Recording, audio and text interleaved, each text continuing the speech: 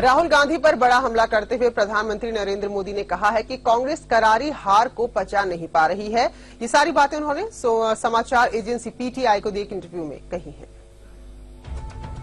प्रधानमंत्री नरेंद्र मोदी ने पीटीआई को दिए इंटरव्यू में कांग्रेस पर निशाना साधा है। उन्होंने राहुल गांधी के सूट बूट के कटाक्ष पर पलटवार करते हुए कहा है कि कांग्रेस अपनी हार को अभी तक पचा नहीं पाई है। पीएम ने कहा है कि भूमि अधिग्रहण बिल में गरीब, किसानों और गांवों की भलाई के मुद्दे पर कोई सुझाव आता है तो उसे सरकार स्वीकार करने को तैयार है। इस परिवार यानी कि गांधी परिवार में भी कहीं ना कहीं ये दिशा भ्रमित है। ये तय नहीं कर पा रहे हैं कि इनको करना क्या है, कंफ्यूजन में है। राहुल जी एक तरफ संसद के अंदर भूमि अधिग्रहण का विरोध करते हैं और दूसरी तरफ अमेठी में जाके फूड पार्क की वकालत करते हैं। और मोदी सरकार एक साल पूरा होने पर जगह जगह सरकार की उपलब्धियां गिना रही है तो दूसरी तरफ विरोधी सरकार के कामकाज को जमकर कोस रहे हैं। खासतौर पर कांग्रेस प्रधानमंत्री की ड्रेस और उनकी विदेश यात्रा को बड़ा मुद्दा बना रही है।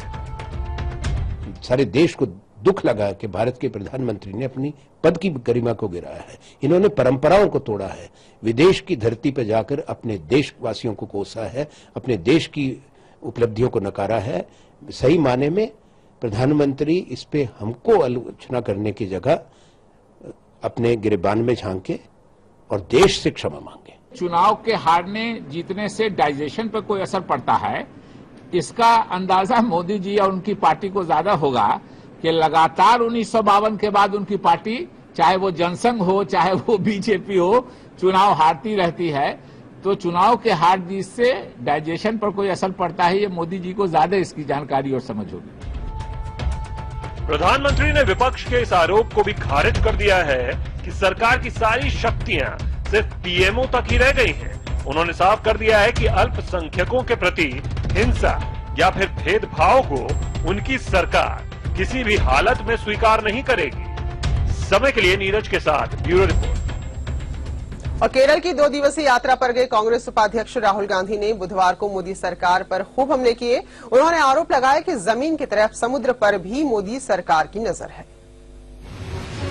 कांग्रेस उपाध्यक्ष राहुल गांधी केंद्र सरकार पर फिर बरसे हैं। केरल की यात्रा पर गए राहुल ने एनएसयूआई के राष्ट्रीय सम्मेलन में सरकार पर किसानों की जमीन छीनने का आरोप लगाया।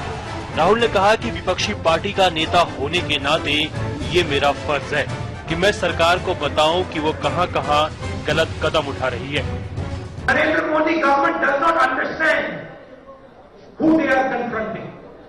दे think farmers are weak, fisherman are weak, tribals are weak, small business owners are weak and they can be pushed aside. Rahul Gandhi ने मोदी के नेतृत्व वाली सरकार पर किसानों और मछुआरों की अनदेखी का आरोप लगाया।